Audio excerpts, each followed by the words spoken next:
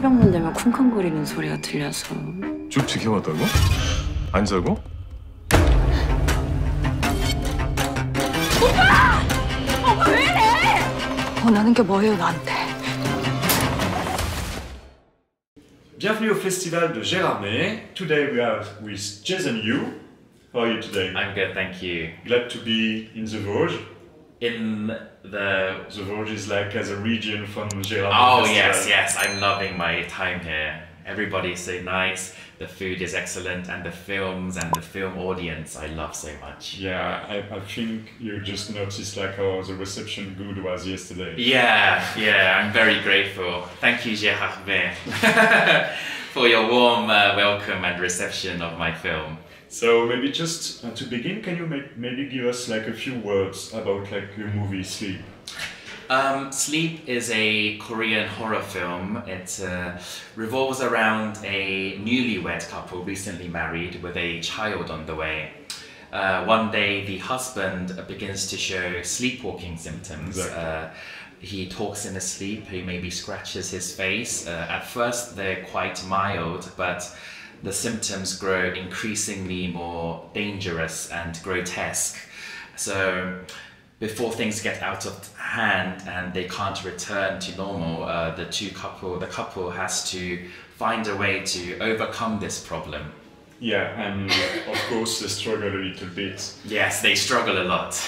So it's your first feature film, Yes. And how did you get this idea of sleepwalking in the middle of a couple? I think everybody has once in their lifetime heard some horrific story about sleepwalking, whether somebody jumps from a building in their sleep or drives in their sleep or even harms someone by their bedside. And I remember just being very, how should I say, shocked by these stories and how it, on the surface level, how it would create a good horror film. But as time went on, I began to wonder about these people's everyday lives. You know, how would they even function every day? And more importantly, how would their loved ones next to them, who have to live by them, what do their lives look like? And I thought exploring this would make a great story.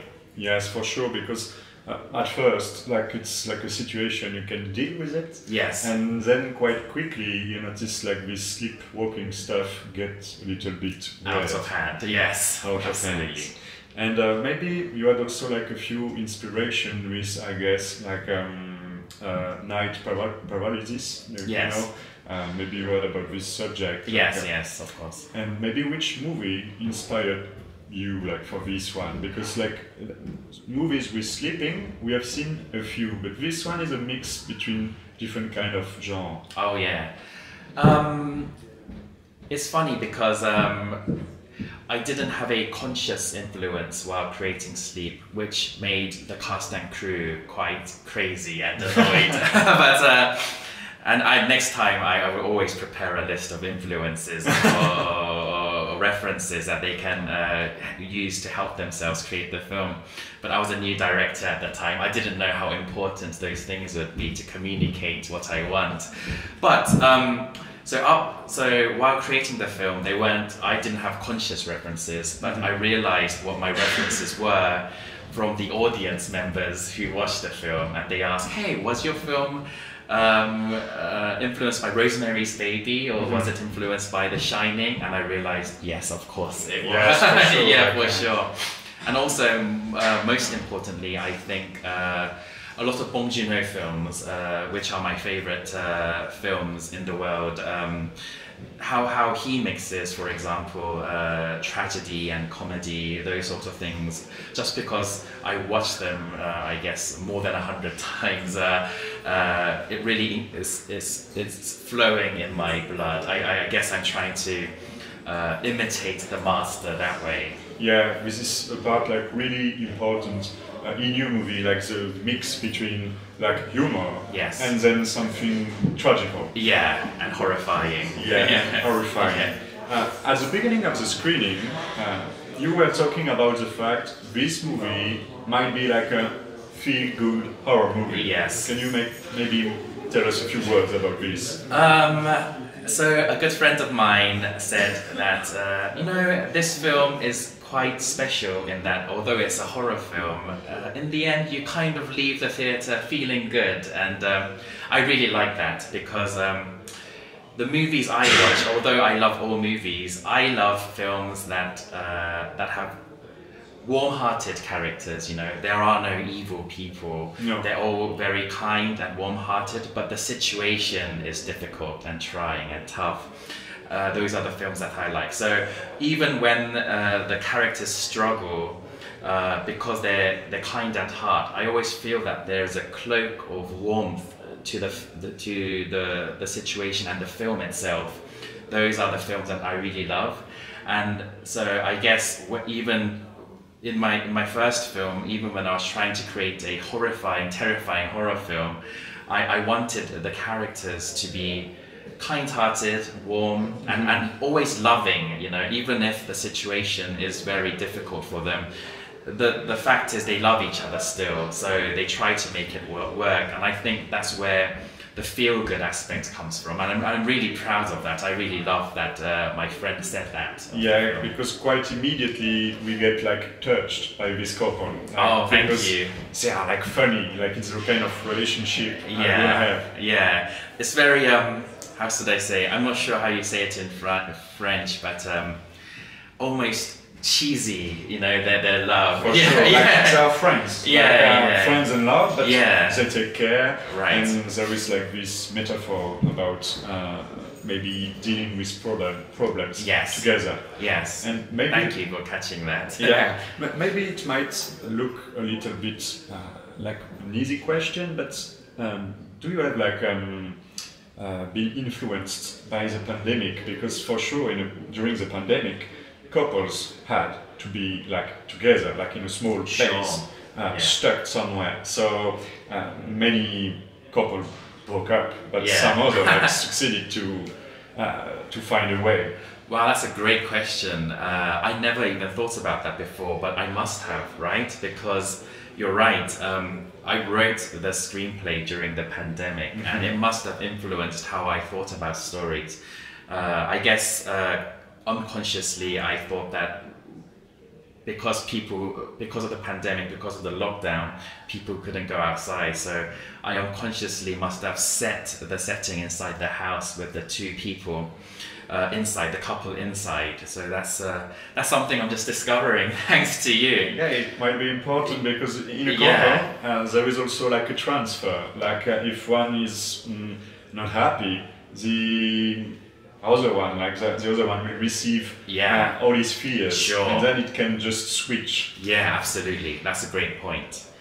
So yes, I guess I was heavily influenced by the pandemic, and another influence I think is just my personal life, my personal relationship with my wife, which I didn't realize when I was writing the story, but when I was writing the screenplay, I was preparing to marry my longtime girlfriend, then wife, and now wife. Yeah, thank you so much. She's with me right now in the festival. That's good. And because of that, I think the main characters were a married couple, and the story was about their marriage more than anything, because I was thinking about marriage and what a good marriage is, etc., etc. And just the personalities of the husband and the wife character, I think, kind of come from myself and my wife. The husband is a unsuccessful actor, and at the time I was an unemployed filmmaker going nowhere. And in the movie, the wife is the person who makes the money and who has a higher social status, and that's been the case all the time between me and my wife. She was always more successful financially and socially, and in the movie, for example, when the husband says, "Okay, I'm giving up, I'm not talented," it's the wife character who says, "No, you can do this, you are very talented, you will one day show them." And that's exactly what my wife says all the time when I was writing the screenplay. So I think those characters, those personalities were also influenced by my relationship with my wife too. Yeah, because she is, your wife also, she's always like supporting you. Yeah, yeah. Which is very important in a relationship. Yes, it is. Especially during crisis. Yeah, especially during crisis. Maybe just not to talk too much about the movie because I don't want to spoil it. Okay. Maybe just more generally, it's a Korean movie for sure, yes. but how do you conceive South Korea in the industry of fantastic and film de genre movie? How do you conceive it, like his influence? Because it's more and more important, I think. I think Korean genre movies are a big part of the Korean film industry. A lot of filmmakers gravitate towards genre movies. I think, this is just my personal opinion, I think it's influenced, we are influenced by the master, our Korean masters, our predecessors such as Park Chan-wook or Bong Joon-ho, who are great at genre films. So I think maybe we who grew up watching their films want to follow their footsteps. At least that's the case for me, I think. Yeah. And it's although Korean films, there are a lot of great Korean dramas, social, independent films, and just I think we're great at every genre. I think you answered a lot, like the heritage, like you have from old masters, and I guess also like the audience following like this movie. Right. Like they are more and more excited, like in festivals, like at the opening or ending, like finding this kind of movie especially enlightened. Yes, that's true. And yes, I remember what I was going to say now. Thank you. I think genre movies especially do well in Korea because the general audience, when they go to a film, they want to have, first and foremost, the most fun.